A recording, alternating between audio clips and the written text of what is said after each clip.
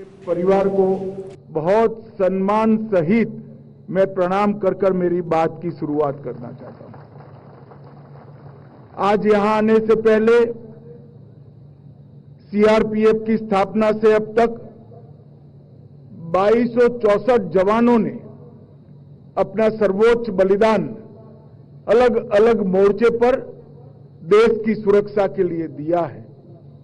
मैं वो सभी को कृतज्ञ राष्ट्र की ओर से सैल्यूट कर यहां आया हूं और वो सभी 2264 शहीदों के परिवारजनों को मैं कहना चाहता हूं कि आज देश 2047 में सर्वोच्च बनने की दिशा में आगे बढ़ रहा है।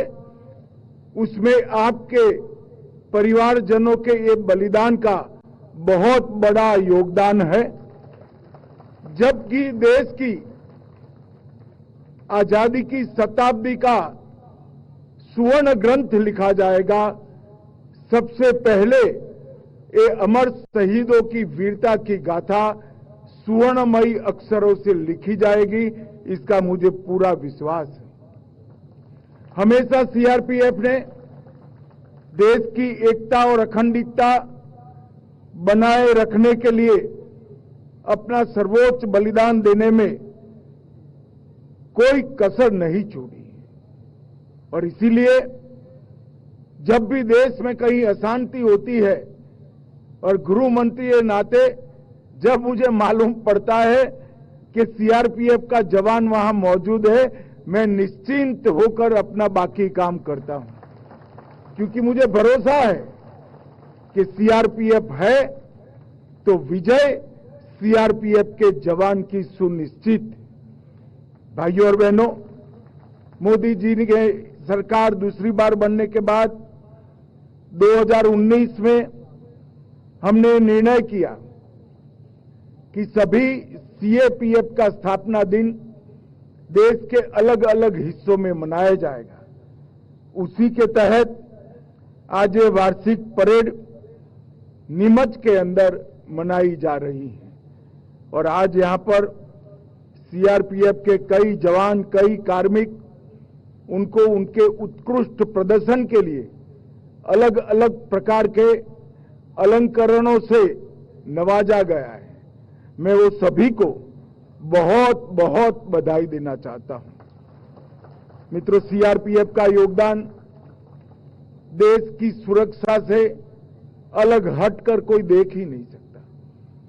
चाहे कश्मीर की वादियों में आतंकवाद फैलाने वाले, नापाक इरादे रखने वाले आतंकियों के सामने जूझना हो, चाहे पूर्वोत्तर में शांति प्रस्थापित करने के लिए हमेशा तैनात रहना हो, और सबसे बड़ी बात पशुपति टू तिरुपति का एक हौसला रखने वाले दुर्दांत नक्सलियों को आज 4 जिलों में सिमट कर रख देना, इस सारे कारनामों में हमारे सीआरपीएफ के जवानों का बहुत बड़ा योगदान है। ढेर सारी पुस्तकें भी इनकी वीरता, इनकी कर्तव्यपरायणता, इनका हौसला और देशभक्ति की गाथा नहीं लिख सकती। इस सीआरपीएफ 1939 में क्राउन रिप्रेजेंटेटिव पुलिस के नाम से इसका गठन किया गया। और मित्रों, मैं आज इस मंच से सीआरपीएफ के हर जवान को एक कहना चाहता हूं कि कभी भी ये मत भूलना कि आपके नए स्वरूप सेंट्रल रिजर्व पुलिस फोर्स की स्थापना और उसका ध्वज देने का काम महान सरदार वल्लभ भाई पटेल ने किया है। सरदार वल्लभ भाई पटेल ने न केवल सीआरपीएफ को की स्थापना की, ध्वज दिया, उसके चार्टर को भी बहुत बखूबी से उन्होंने चिन्हित करने का काम किया और सरदार पटेल के ही दिखाए हुए रास्ते पर इतनी लंबी मजल एक गौरवमयी यात्रा सीआरपीएफ ने समाप्त की है। और आज 248 बटालियन सहित 4 जोनल मुख्यालय, 21 सेक्टर मुख्यालय, 2 परिचालन सेक्टर मुख्यालय, 17 रेंज और 39 प्रशासनिक रेंज में लगभग 3 लाख जवान बटकर हर जगह पे देश की शांति और सुरक्षा के लिए काम कर रहे हैं।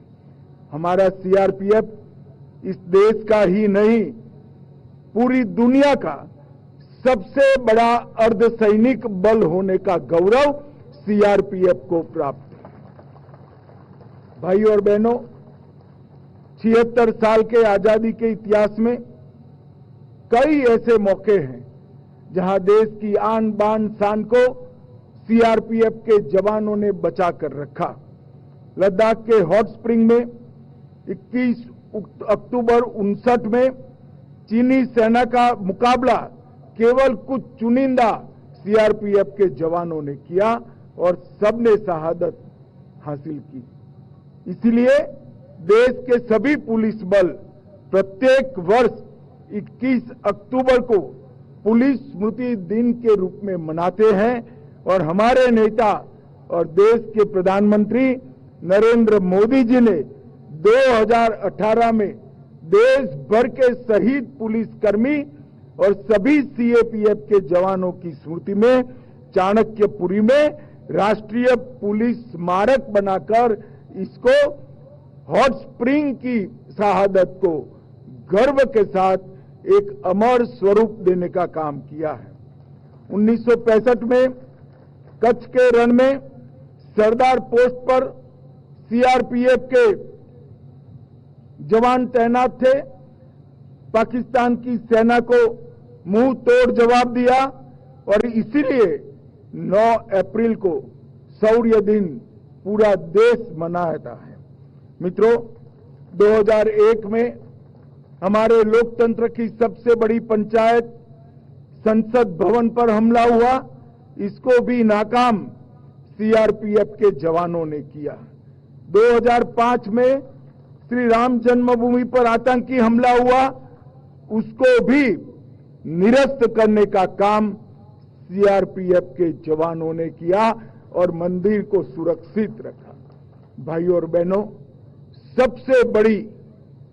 सबसे बड़ी कामयाबी सीआरपीएफ के इतिहास में लिखी जाएगी, वो अनेक सालों तक याद रखी जाएगी कि इस देश को नक्सलवाद से मुक्त करने में सीआरपीएफ ने बहुत बड़ा योगदान दिया है।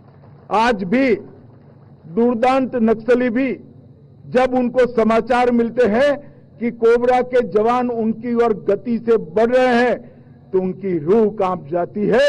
इस प्रकार का एक बहुत बड़ा शौर्य का परिचायक सीआरपीएफ की कोबरा बटालियन बनी है। मैं आज इस मंच से 86वीं परेड के दिन पर कोबरा बटालियन के सभी जवानों को हृदयपूर्वक बहुत बहुत शुभकामनाएं और शाबाशी देना चाहता हूं। आपके नेतृत्व में सीआरपीएफ के बाकी जवानों ने नक्सलवाद को समाप्त करने की दिशा में बहुत बड़ा योगदान दिया है और मैं आज आपको कहकर जाता हूं कि 31 मार्च 2026 इस देश में नक्सलवाद हमेशा के लिए समाप्त हो जाएगा। ये प्रण जो है वो आपके ही दम पर इस देश ने तय किया है। सीआरपीएफ के बगैर ये संभव नहीं है। धारा 370 हटाने के बाद कश्मीर के अंदर शांति बनाए रखनी हो या हर चुनाव को बहुत